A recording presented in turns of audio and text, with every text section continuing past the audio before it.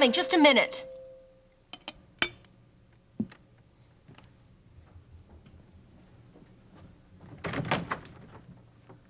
Now, how did you know I was here? They told me at the studio. Well, now that you've tracked me down, would you like some brewer's yeast fresh off the farm? No, I only want a few words with you, Amber. Not four-letter words, I hope. It's tempting. You know why I'm here, don't you? Well, if it's to slap my wrist for telling Dave what I think of him, you can forget it. I'm impervious to pain. Well, the rest of the world isn't impervious to pain, and most especially not our father. He can dish it out, but he can't take it, huh? I'd say it's the other way around.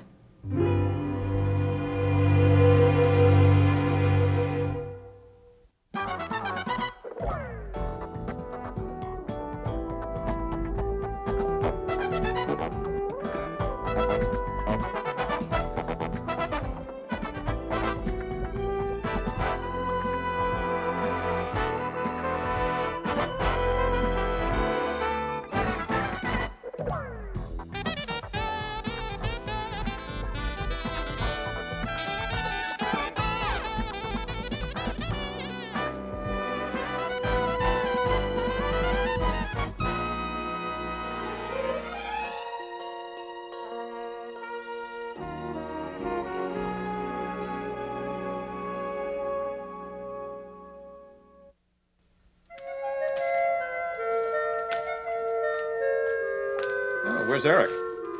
In his room. Where else?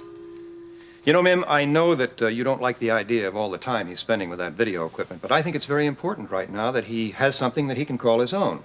If he's happy here with us, then he's less likely to feel that he has to rush back to England. He'll be down for lunch. Well, I forgot to tell you he has a guest coming for lunch. Oh, really? Who is it? Jimmy Redlin, Jean's son. I didn't think that he was allowed out. Wasn't he quarantined at his grandmother's? Daddy, they found out it was just the flu. He's fine now. Well, I don't care about that. It's very possible that he might still infect Eric. Daddy, he is fine, really. I'm sure if they thought it was safe enough for Carla to be exposed to him, that it is safe enough for Eric, too. I mean, after all, Carla's pregnant. Well, I don't care. I just don't like the idea of my grandson associating with those people. Daddy, please don't slight my friends. I am really getting tired of your snide remarks. Oh, really? And I am getting very tired of being forced into associating with people that I don't find even the least bit attractive. Now, if you insist on befriending him, that's one thing. It's bad enough. But when it comes to Eric, who can have the choice of any little friend he chooses, I will not have him subjected to that kind of an influence. Now, you call the Redlands and explain... Daddy, I will never do anything of the kind. Then, by heaven, I will. Oh, Daddy, no, you won't. Daddy, I can't believe it. You keep accusing me of exposing Eric to bad influences, but you are much worse. Watch your step, Daddy, Miriam.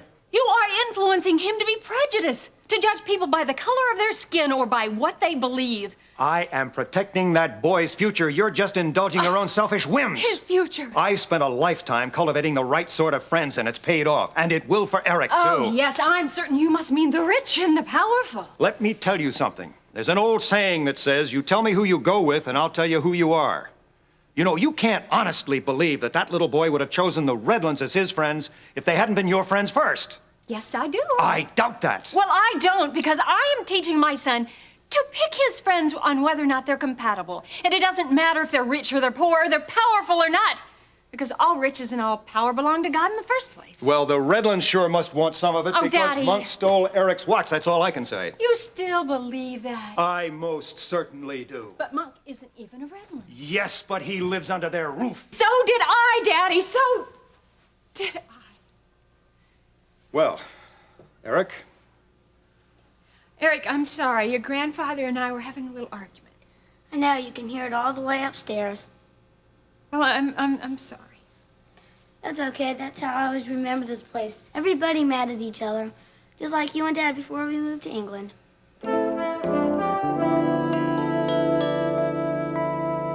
Stacy, it's over. I have effectually disowned Dave Phillips, and it's irritating as all get out for you to keep trying to revive a dead family, especially on my lunch break. This is our father we're talking about. He is not my father. Oh, biologically, maybe. But he no longer has any effect on my life. Then why does your animosity betray you so? Why did you have to visit him? Look, Baby sister, why don't you just exit and come back later when you have something more constructive to say? You owe Dad an apology. Is that what he said? No. Did he send you here to fight his battles for him, to get in the last word to make me feel guilty? No, in fact, he discouraged me. Oh, I'll bet. He did. I think he's through trying too. Good, he finally got the message. If you had any idea how much he's changed, of how desperately he wanted to make amends. Desperately, I'm sure. All alcoholics are desperate, Stacy. It goes with the territory. That was the wrong word. I was saying that more for myself. I desperately wanted you to be kind to him. Kind to him? I was kind. Kind to myself, kind to him. At least now he won't be confused about where he stands with me. Amber, he's changed. How many times do I have to tell you that? I don't care if he's changed. It's too late. No, it's not. Kevin is dead. Dave Phillips changed. At his own convenience, Stacy. You think he's so great. I guess you've forgotten how Mother begged him to stop drinking. I begged him. You begged him. Kevin begged him. And if I had a dollar bill for all the times he made amends, I'd be fixed for life. He had his chance while he still had a family. Amber, Dad loved Kevin. Sure he did. He loved all of us. Don't you remember how he loved us? Oh, here, let me refresh your memory. Remember this? Stacy! Stacy, my little girl! How's my little girl? Where'd everybody go, huh? Come on over here and give your old man a hug. And this man you called a father. This man loaded his children up one Christmas Eve and drove them home from a party. Only Kevin didn't live to hear about it or tell about it. Dad's gonna be aware of that memory for the rest of his life. Isn't that punishment enough? I just want him out of our lives. Mother's, mine, yours. You obviously cannot do that. But I'm quite capable of it. I'm a master at self-discipline.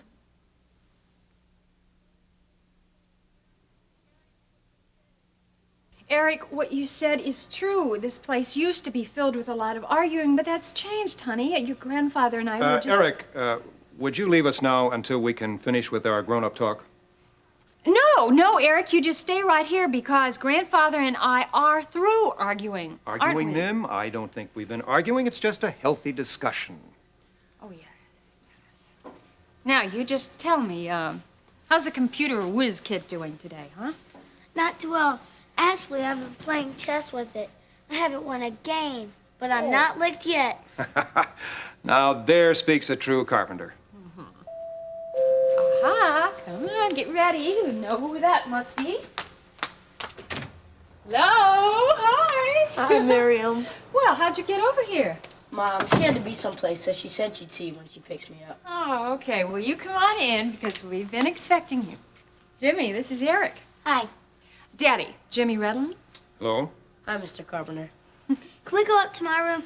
I want to show him my computer. It's real neat. It looks like Star Wars. Well, as long as you keep an ear open for the lunch chime. Okay, come on. It's upstairs.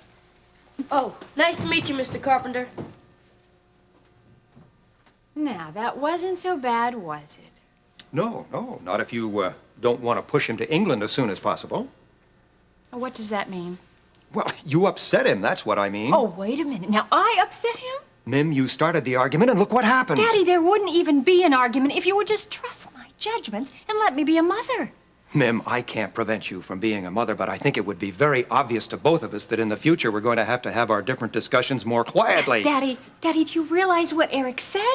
I mean, this house is beginning to sound just as unhappy and as filled with strife as it was when he and Paul were here. He actually associates this house with strife. Now, I think, quiet or not, we had better mend our differences, or he will be leaving here thinking that nothing has changed. Well, very little has. Oh, Daddy, the point is, we have 3 very short weeks in which to create an environment that will foster some happy memories. Don't forget, that's when Paul will be coming here to take him back. Not necessarily.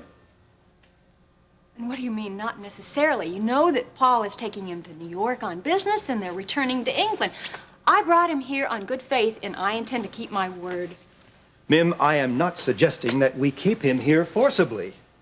But it's just possible he might want to stay. Well, I'm not going to put that kind of burden of that kind of a decision on Eric. No, I think it's only right that we keep to our agreement. I just want him to know that he is loved here as much as he is in his other home. And I don't want him to leave with any unpleasant memories. Well, don't look at me. I don't either. Well, then let's call a truce. Yes, a truce. Something we should have done a long time ago. You mean you play chess on that thing? Yeah, and it beats me too. Well, don't you get mad at it?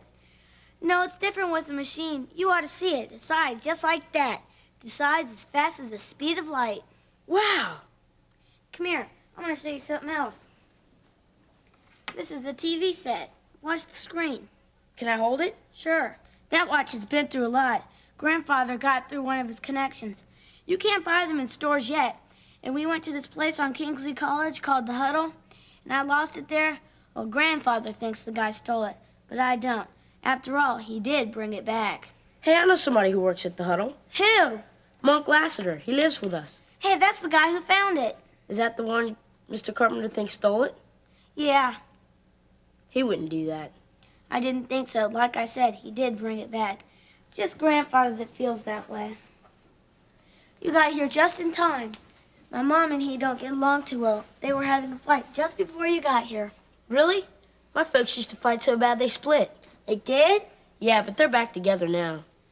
Mine split too, except only they're not back together. They're divorced. How'd yours get back together? Well, I don't know really, but it was right after I ran away.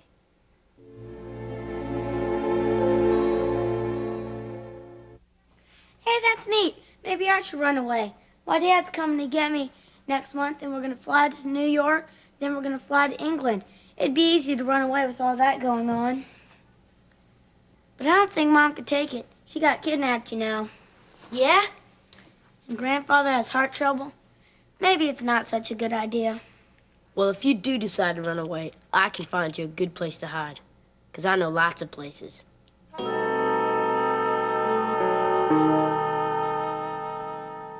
The part of Lee Carothers is now being played by Jim Williams. Oh, that's a beaut, Lee. You think it's adequate? Adequate. That's an understatement. If Kate Phillips can say no to that, doggone it, she's a better man than I am. Well, I plan to present it to her tonight. Oh, fantastic. And none too soon, and you know it. You can't rush these things too much, you know. Besides, I've got everything planned out anyway. Oh? Like what, for instance? Like dinner, soft lights, wine, and all that traditional mush. Oh, gosh, Lee, can't you be a little more delicate? I have feelings, too, you know. Listen, Sebastian, don't worry. She's not going to doubt a word, I promise you. And then we'll just, after dinner, meander over to her house, where we can be alone. And then, when the mood has reached its ripe perfection, I'll humbly ask Kate to be my wife. But don't forget the ring. I won't.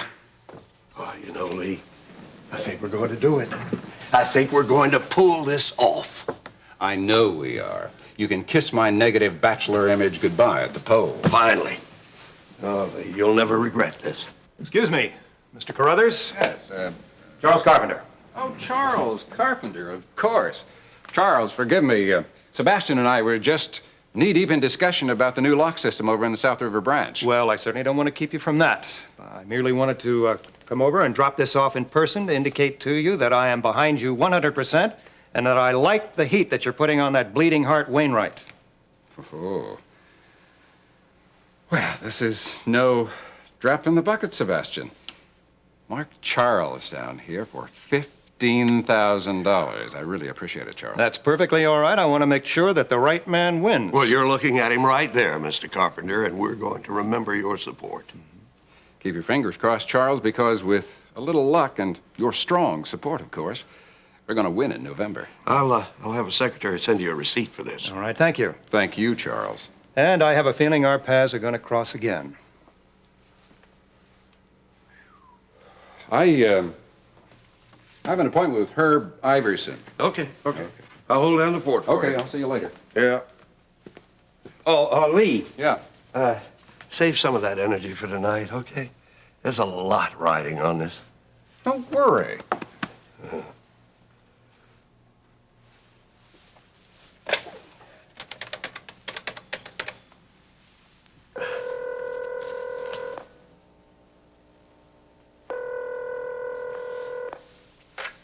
Kingsley Chronicle, may I help you?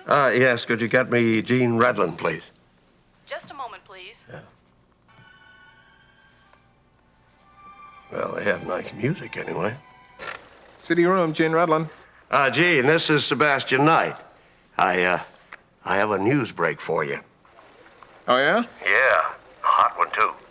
This could change the complexion of the whole campaign. Okay, shoot. Oh, no. Not over the phone, Gene. Can you come over to campaign headquarters? Look, we're not talking about an ordinary scoop here. Yeah. Okay, give me about 30 minutes. How's that? Fine.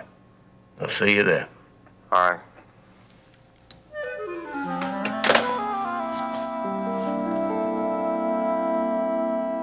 Isn't her color good, Ben? Peaches and cream. Well, I feel about 100% better. But if I don't get out of here soon, I'm gonna get the hives. Please don't threaten. Well, I'm serious, Ben. I mean, I want to get on with my life. I mean, there's only so much crocheting and knitting that one person can do. I know how you must feel, honey. But when you hold a beautiful, healthy, full-term baby in your arms, you're going to be glad you didn't push yourself. Now, isn't that super incentive? Yeah, you can't beat it. And you know, I'm looking forward to this guy kicking me from the outside for a change. Oh, Mom, feel this? Oh, Ben, I think you've got a little gymnast in here. Every day at this time, here he goes.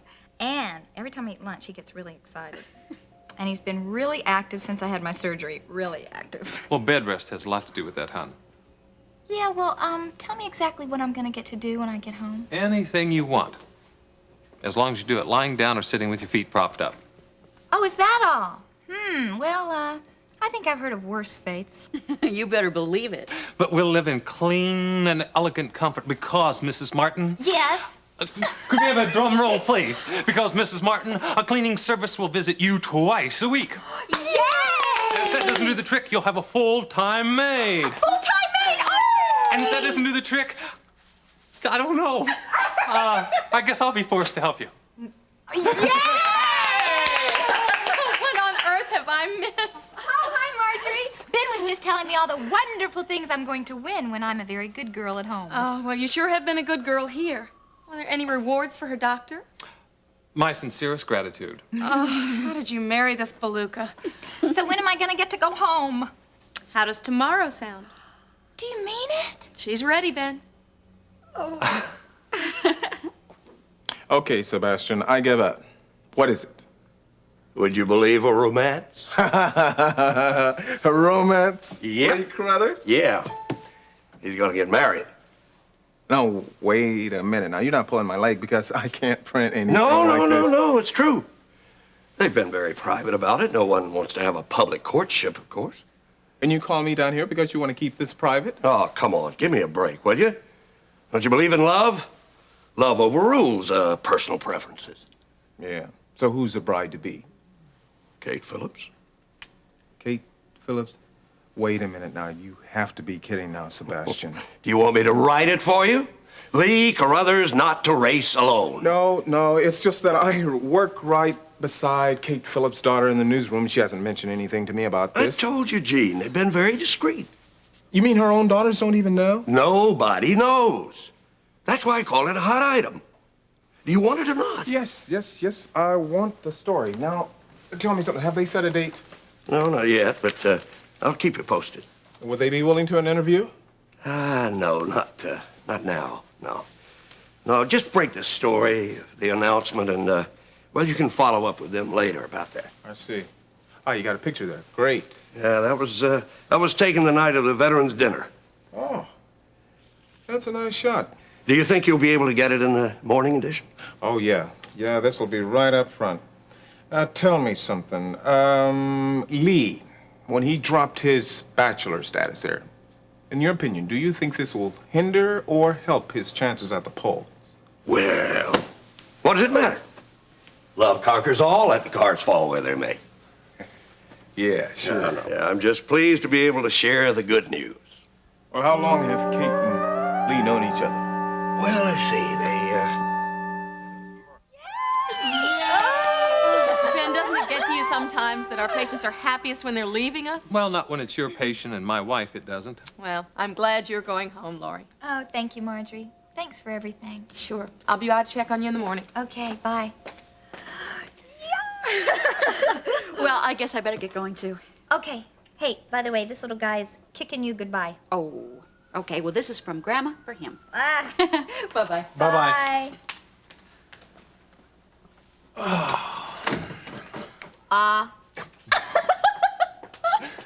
Have I told you today how much I love you? Yeah, I think in about 1,000 ways. It's gonna be good to have you home. Yeah? Well, I have mixed feelings about that, Ben. Because I see you a lot more here at the hospital than I ever get to see you at home. I know, I guess that's right. But it doesn't feel like home without you there. And I want to be there with you. Yeah? Even when I'm sprawling around like a beached whale? Even then. So don't get any bright ideas about blitzing the apartment. Okay? Yes, Doctor.